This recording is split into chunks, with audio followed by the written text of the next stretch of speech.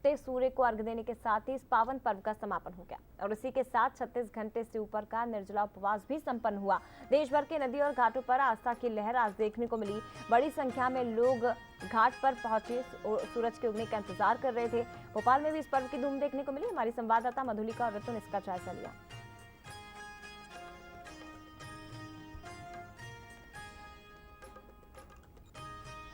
सांस्कृतिक चेतना और लोक आस्था का महापर्व छठ। जी हाँ, 36 घंटे से ऊपर का निर्जला उपवास करने के बाद जब महिलाएं और व्रती पुरुष नदी में उतरकर सूर्य को अर्घ देते हैं तो वो नज़ारा देखने लायक होता है। आज हम मौजूद हैं भोपाल की शीतलदास बगिया में।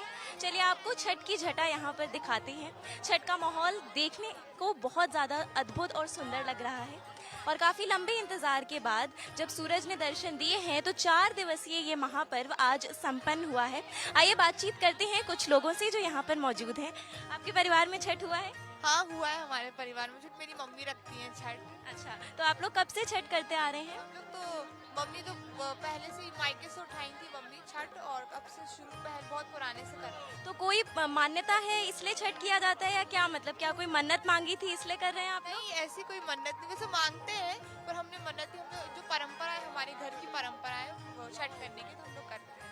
जी हाँ बिल्कुल, चलिए आइए बातचीत करते हैं और कुछ लोगों से जिन्होंने ये पर्व किया है।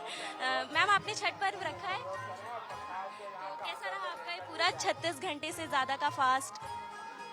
थोड़ा लगता है पानी वानी नहीं पियो, लेकिन निकल जाता है। लेकिन आस्था इतनी रहती है तो ये सब निकल जाता है। जी, तो आपके परिवार में कब से होता आ रहा है ये पर्व? मेरे परिवार में 30-40 साल से होता हुआ आ रहा है। अच्छा, कहा जाता है कि स्वच्छता का काफी ज्यादा ध्यान रखा जाता है, तो वास्तव में ये सच्चाई है इस चीज में? ये रियल है, इस त्योहार में कुछ ज्यादा ही स्वच्छता का वो रहता है और बिल्कुल साफ सफाई से करना पड़ता है ये त्योहार।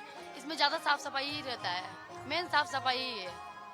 जी हाँ बिल्कुल, और इस आस्था के महापर्व को काफी साफ सफाई के साथ मनाया जाता है। तो ये 36 घंटे तक निर्जला उपवास बिना अन्न जल ग्रहण किए कैसा लगता है, कैसे करती हैं? लगता है माता रानी शक्ति देती हैं। माता रानी शक्ति देती हैं। जी हाँ बिल्कुल। आप यूपी बिहार से हैं? यूपी से। आप यूपी से हैं। आपको छठ का कोई लोकगीत आता है? 2 लाइनें अगर आपको कुछ उसकी याद हो, कि आपने घर में सुना होगा।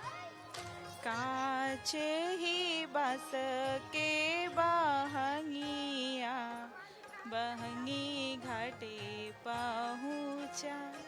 तो जैसा कि आप देख सकते हैं कि यहाँ पर दौरी के अंदर और सूप के अंदर बड़ी संख्या के अंदर प्रसाद मौजूद है और लोग सूर्य भगवान को अर्घ देकर इस 4 दिवसीय महापर्व का समापन कर रहे हैं। जी हाँ, 36 घंटे के निर्जला उपवास के बाद आज ये पर्व यहाँ पर समाप्त हुआ है। छठ महापर्व का आज आखिरी दिन था। मेरे सहयोगी के साथ मैं मधुलिका मिश्रा। आस्था के महापर्व छठ का आज समापन का दिन है।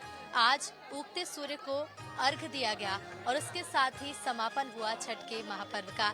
4 दिवसीय ये महापर्व होता है, एक बड़ा त्योहार होता है और इस बड़े त्योहार को मनाने के लिए जो बाहर रहते हैं वो भी अपने घर पहुंचते हैं और फिर तीसरे दिन जिस तरह से हम देखते हैं कि 36 घंटे का व्रत किया जाता है, चौथे दिन इस व्रत का समापन होता है। सूपे में पूरी सामग्री लेकर पूजा की और फल रखकर सूर्य को अर्घ आज के दिन दिया गया है। इसके साथ ही देखिए जिस तरह से घाटों पर हमने आज तस्वीरें देखी हैं, बेहद खूबसूरत नज़ारा देखने को मिला। फल फूल, इसके साथ ही दिए का भी दान आज किया गया और उगते सूर्य को अर्घ दिया गया। साथ ही तस्वीरों में हमने देख रहे हैं कि किस तरह से सामग्री पूजा की रखी गई है। व्रती महिलाएं यहाँ पर मौजूद हैं जो सूर्य को अर्घ देती हुई नजर आई हैं और इसके साथ ही पूरा परिवार, बच्चों से लेकर बुजुर्गों तक सभी घर के महिलाएं पुरुष यहाँ पहुँचते हैं और इस पर्व को धूमधाम से मनाते हैं। उसी उत्साह के साथ जैसा उत्साह पहले दिन नजर आता है वैसा ही उत्साह चौथे दिन भी, यानी कि इस पर्व के समापन के दिन भी नजर आता है। मैम, छठ का आज आखिरी दिन है, ऐसे में क्या कुछ 4 दिन चलता है और आज किस तरह से व्रत खोला जाता है? आज सूर्य को अर्घ देने के बाद चाय और पानी के साथ गुड़ खाने की भी कुछ परंपरा है? हाँ, चना, हमारे यहाँ उसको अकुड़ी बोलते हैं और उसके साथ गुड़ खाते हैं। चावल, अकुड़ी और गुड़ पहले वो खाते हैं। यहाँ मतलब यहाँ तो गंगा जी और नर्मदा जी नहीं है, पर घाट पूजने के बाद गुड़ चावल। पूजा का छठ में विशेष महत्व है। हाँ, घाट और पूजा। उगते सूर्य को अर्घ देना, इसका क्या महत्व माना जाता है?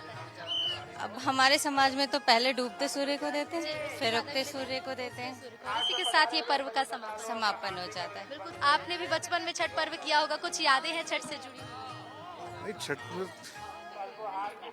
सालों से मनाते आ रहे हैं। जी हाँ, सालों से बनाते आ रहे हैं, हर साल मनाते हैं धूमधाम से।